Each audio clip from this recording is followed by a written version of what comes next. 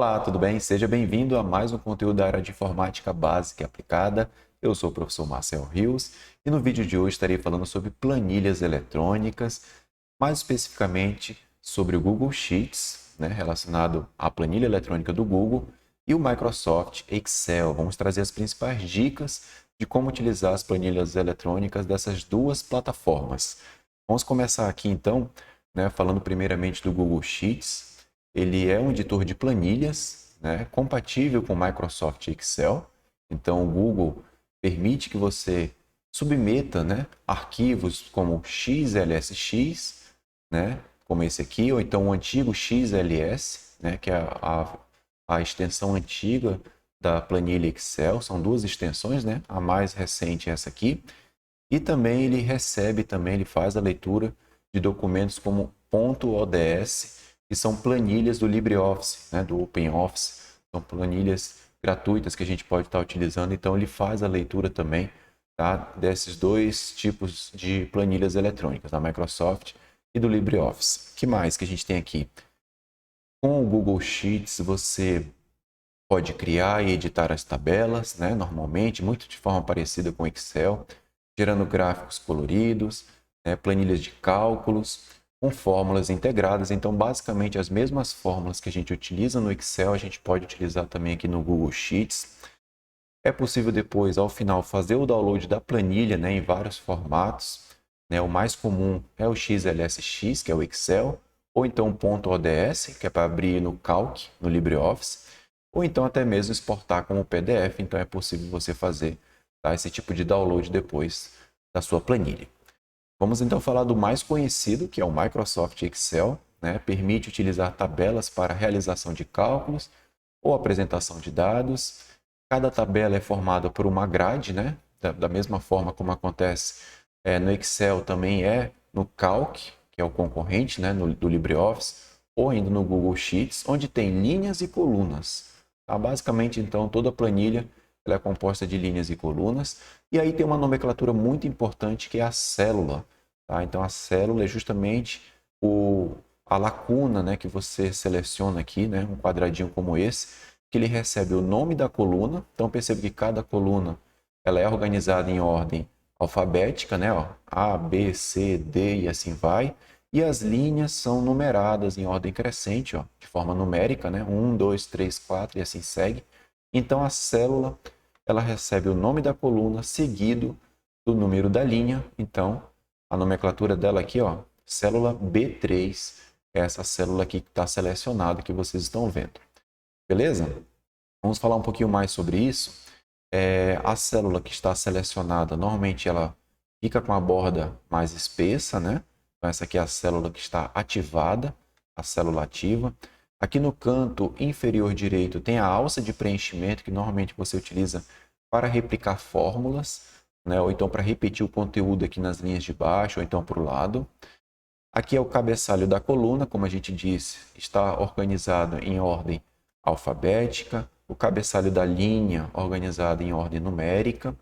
E aqui a identificação da célula que está ativa, Então, aqui vem a nomenclatura dela, B2, justamente está na coluna B, na linha 2. Continuando aqui, selecionando as células, quando você clica e arrasta, você está selecionando aqui várias células, E aí, só a nível de curiosidade, quando a gente seleciona um intervalo dentro de uma planilha eletrônica, ele é identificado como 2 pontos, ou seja, começando aqui da célula B2, que é a célula de início, e terminando na última célula aqui, que é a C4. Então, esses 2 pontos aqui, ele é entendido como se fosse um até, de B2 até C4. A gente vai utilizar isso em fórmulas. Quando você quiser selecionar um determinado intervalo dentro da planilha, você vai utilizar os 2 pontos para poder dizer nessa fórmula que você quer fazer um cálculo dentro daquele intervalo. O que mais que a gente tem aqui? Selecionando linhas e colunas. Então, você pode selecionar toda a coluna de uma vez só, clicando no cabeçalho dela. Então, ele já seleciona toda a coluna. Ou ainda você pode selecionar toda a linha clicando no cabeçalho da linha. Então, você clica 2 vezes no cabeçalho ou da linha ou da coluna e ele seleciona tudo. É isso que está sendo dito aqui nesse slide. E também tem como selecionar toda a planilha, vindo aqui nesse canto de interseção entre o cabeçalho da coluna com os cabeçalhos de linha, você clicando nesse canto, ele seleciona toda a planilha e aí você pode aplicar uma formatação padrão para tudo que está ali descrito na planilha. Tá bom? São dicas que eu estou trazendo aqui a princípio, né? Visão geral. De tudo que a gente disse, olha, a gente tem essa visão aqui, né? Que o nome do arquivo vai estar na parte superior, que a gente chama de barra de título, né? Depois tem a barra de menu, onde tem normalmente o menu arquivo, o menu editar, menu exibir, inserir, formatar e assim por diante. Temos aqui a barra de funções, onde tem as principais funções que você pode executar na sua planilha eletrônica. Temos aqui a identificação da célula, né? Que é a célula ativa. Quando você seleciona o nome dela, aparece aqui. Temos aqui a barra de fórmulas. Quando você seleciona uma célula, se ela tiver alguma fórmula dentro dela, vai aparecer aqui, tá? Nessa barra de fórmulas. Cabeçalho da coluna a gente já viu, cabeçalho de linha também. Aqui é a área de edição, onde são inseridos os dados, os conteúdos da planilha. Na parte mais inferior, a gente tem a barra de rolagem para a gente descer e subir a nossa planilha, ou ainda essa barra de rolagem para a gente movimentar na horizontal, né, direita e esquerda da planilha. Temos o controle de zoom aqui, tá? Isso varia no Excel, é aqui embaixo, mas no Google Sheets é na parte superior. Depois eu vou mostrar para vocês também, tá? Em cada uma dessas plataformas. Aqui tem planilhas, né? Na verdade são abas. Normalmente você pode criar várias abas, ou seja, várias planilhas dentro do mesmo documento. Então isso aqui é interessante, né? Porque você pode criar uma aba aqui para o mês de janeiro, depois você cria uma aba para o mês de fevereiro, ou mês de março, ou então aba por semana, né? Então isso aqui você pode configurar as abas das planilhas dentro do mesmo documento. E aqui ele mostra essa barra de status, em qual aba você está, em qual planilha você está utilizando. Nesse caso aqui, está selecionada a planilha 1 de 3. Tudo bem? Então essa aqui é uma visão geral para a gente identificar, né? Quando a gente abrir um documento de planilha eletrônica, a gente tem essas informações aqui. Vamos então falar das fórmulas. Tá? A fórmula define como deve ser calculado o valor dentro de uma célula e as fórmulas que a gente vai apresentar aqui servem tanto para o Excel como para o Google Sheets ou ainda para o LibreOffice Calc. Tá? As planilhas eletrônicas permitem que o usuário defina suas próprias fórmulas, então esse é o grande barato, né, das planilhas eletrônicas, é você utilizar fórmulas para realizar operações matemáticas e aí deve-se inserir o sinal de igual toda vez que você desejar criar uma fórmula, utilizar uma função dentro da planilha, a gente começa aqui com o sinal de igual. Tudo bem? Vamos começar então pela primeira fórmula, de forma bem sucinta, né, trazendo exemplos bem simples, para que vocês entendam, tá? As principais funcionalidades das fórmulas das planilhas eletrônicas. Então, nesse exemplo aqui nós temos uma planilha com o nome do produto aqui na primeira coluna, né, e com o seu respectivo valor aqui na segunda coluna. E aqui embaixo eu tenho aqui, na célula B6, eu desejo ter o total, né, do valor dos produtos que estão sendo adquiridos aqui.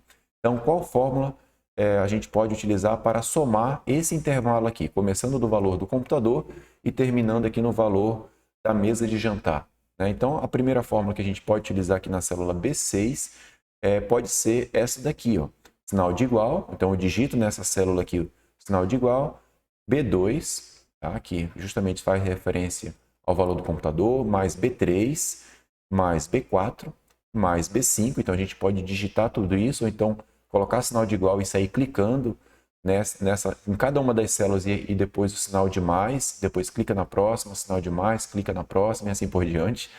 E aí, quando você aperta Enter, né, aparece aqui o resultado total, tá, do valor dessa compra aqui. Só que aí vocês percebam que aqui nós temos 4 produtos, mas se fosse 50, se fosse 100 produtos, né? Eu teria que sair digitando ou clicando em cada uma dessas células e somando uma a uma, né? Então, nesse caso, a gente utiliza uma função pronta da própria planilha chamada função soma, que é essa daqui, ó, que a gente pode utilizar sinal de igual, a palavrinha soma, e aí a gente abre o parêntese, coloca a primeira célula, que é B2, ó, aqui em cima, 2 pontos. Lembra que a gente viu que os 2 pontos é como se fosse um até, ou seja, ele vai somar de B2 até B5, que é aqui o último valor. E aí quando você apertar Enter no seu teclado, ele também vai apresentar aqui o total. Então, digamos que são fórmulas semelhantes, são sinônimos, têm o mesmo resultado, essas duas aqui. Uma fazendo de forma manual, porque muitas vezes a gente tem que fazer na mão mesmo. E outra utilizando uma funçãozinha soma, que é uma função pré-estabelecida da própria planilha, para fazer soma de intervalos. Vamos trazer aqui um outro exemplo de soma, só que de forma intercalada. Como assim, né? Nesse caso aqui eu tenho o gasto dos meses de março, setembro, abril e novembro. Tá? E aqui tem os seus respectivos valores de gasto de cada um desses meses. Qual fórmula a gente deve utilizar para somar apenas os meses do primeiro semestre? Então, do primeiro semestre eu tenho aqui março, ok? Setembro não é do primeiro semestre, eu tenho aqui abril. Né? E novembro também não é do primeiro, então eu só tenho que somar os meses de março e de abril. Como é que a gente pode estar fazendo, então? A primeira maneira é, aqui na célula B6, né? Onde vai ter o total do primeiro semestre, coloco o sinal de igual e muito simples. Que tem na célula B2, aqui B2, né, referente a março, mais B4, que é justamente aqui o valor de abril. E aí, quando eu apertar Enter, vai apresentar a soma, que é R$ 3.200.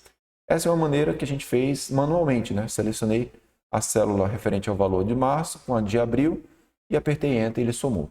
Ou ainda a gente pode utilizar a função soma, só que agora perceba o seguinte, eu estou utilizando a função soma, ou seja, começa aqui dentro do parênteses B2, que é o valor referente a março aqui, e B4. Então aqui é um ponto e vírgula, justamente para não confundir, para vocês ficarem atentos, que o ponto e vírgula é como se fosse um E, tá? Enquanto que os dois pontos que nós vimos é um até, né, de B2 até B5, que nós vimos no slide anterior, o ponto e vírgula é como se fosse um E, então ele vai somar o que tem na célula B2 e o que tem na célula B4, certinho? Então percebam a diferença e tomem nota disso. Função média. Vamos falar aqui da função média. Eu estou aqui, nesse caso, utilizando a planilha de uma aluna, chamada Kimberly, né? E aqui tem primeiro bimestre, segundo bimestre, terceiro bimestre, quarto bimestre. E aqui eu tenho as notas dela. E aí eu quero saber o seguinte, qual é a fórmula que eu posso estar utilizando para calcular a média da Kimberly? Como é que é feito o cálculo da média, né? Eu somo a primeira nota com a segunda, com a terceira e com a quarta, e depois que eu somo todas elas, eu divido pela quantidade de notas, que no caso aqui são 4 dos 4 bimestres, certo? Então, uma primeira maneira de a gente fazer essa fórmula seria assim, a célula B6 deve receber, que é essa célula aqui, né?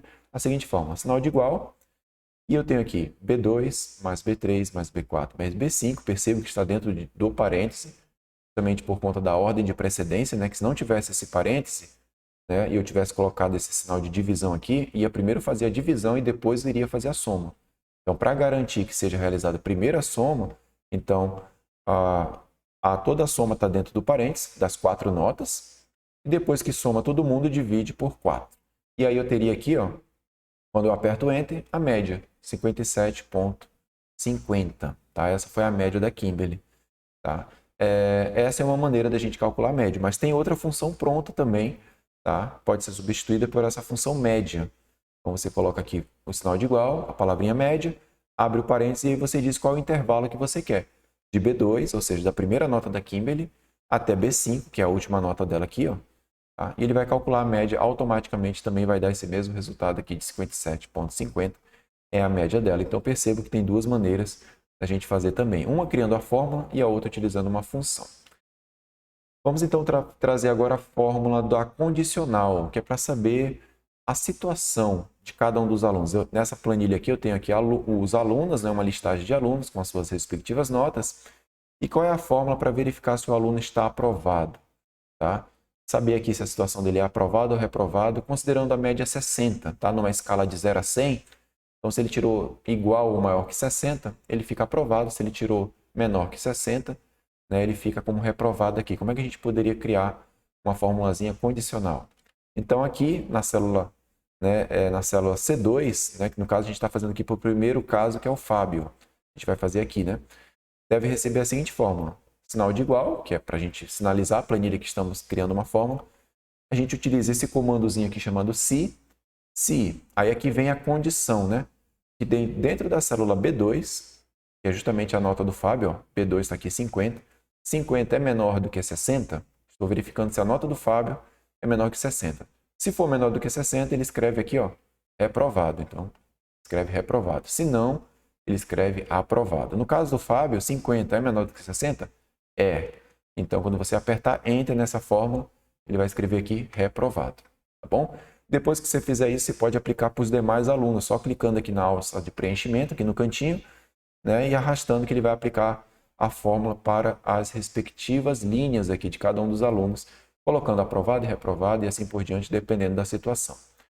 Beleza? Uma outra forma da gente fazer esse cálculo aqui também seria assim, ó, verificando, porque aqui no caso a gente observou se a nota é menor do que 60.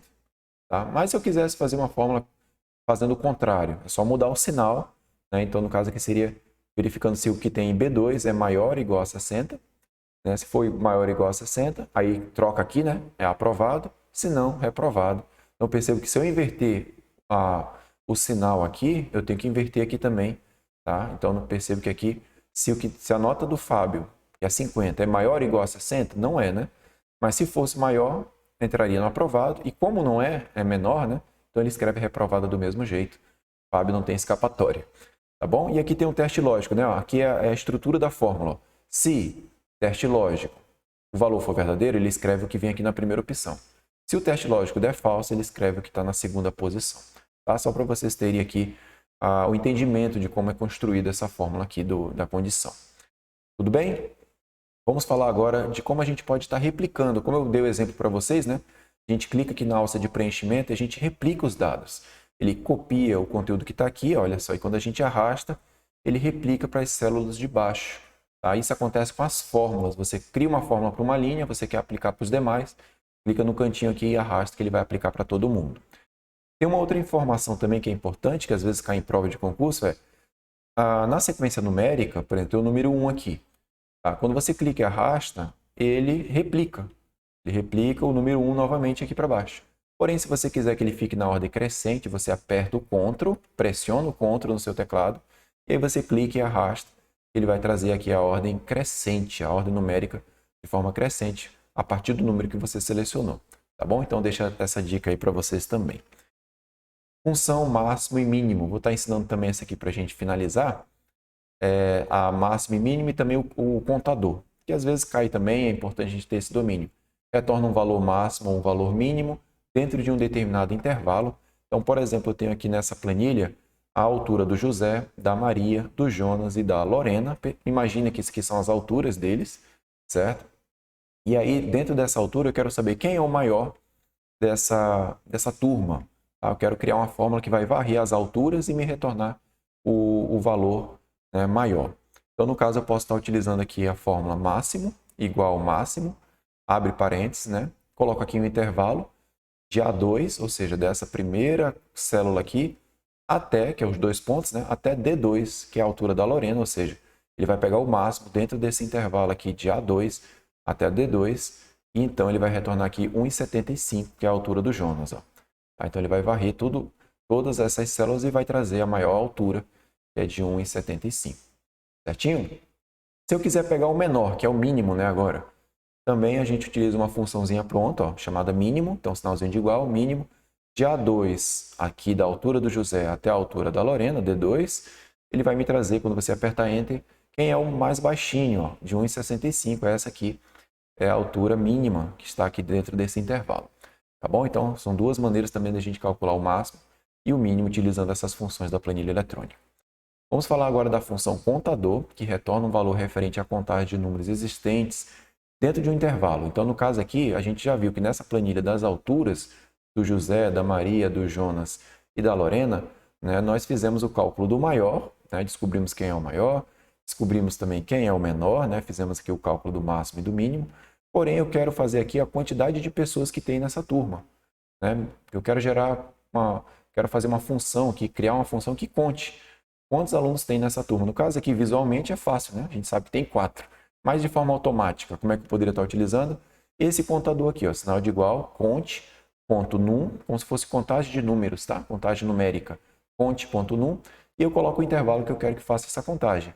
De A2 até D2, ou seja, ele vai contar daqui até aqui a Lorena, né? Dessas alturas de José até a Lorena, e aí quando eu aperto Enter, ele retorna aqui 4.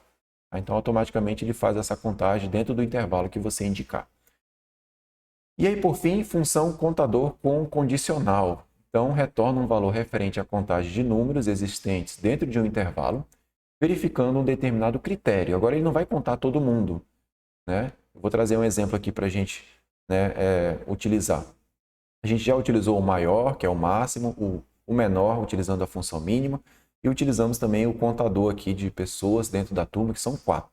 Só que agora eu posso simplesmente trazer, quero que faça uma contagem daqueles que são maiores, os alunos são maiores do que 1,70. Tá? Então, no caso aqui, visualmente, a gente sabe que a gente vai olhar aqui o José, né, tem 1,71, ou seja, ele vai estar selecionado, vai estar entrando na contagem, né? E o Jonas também, ó, 1,75. Já a Maria e a Lorena não entram nessa contagem. Então, como é que eu posso criar um contador condicional? Ou seja, eu vou criar uma condição para ele contar, ele não vai contar todo mundo. Então, eu posso utilizar esse aqui, ó, sinal de igual, conte.se, ou seja, é um contador com si, né? Eu estou misturando aqui a condicional se com contagem, né? Contador.se, coloco aqui um intervalo, ó, de A2 até D2, começando daqui, indo até aqui, né? Ponto e vírgula, ou seja, primeiro aqui vem a parte do intervalo. Depois vem justamente a minha condição, é um pouco diferente, né? Então vem a condição. Ele vai pegar esse intervalo verificando aqui quem é maior que 1,70. Tá? Desse jeitinho aqui, entre aspas, e aí você aperta Enter e ele vai voltar aqui o número 2, ou seja, ele contou 2 pessoas que são maiores que 1,70. Então esse aqui é a função contador condicional. Beleza? Então finalizamos a nossa aula de hoje. Eu tentei deixar bem sucinto, né, de forma bem breve, as principais fórmulas. E mais para frente eu vou trazendo mais assuntos também relacionados a planilhas eletrônicas e aos conteúdos referentes ao nosso conteúdo da área de informática aplicada. Beleza? Deixa aí os meus contatos, pesquisa nas redes sociais por Marcel Rios que vocês também vão me encontrar. Eu vou ficando por aqui e eu vejo vocês na próxima. Até lá, tchau!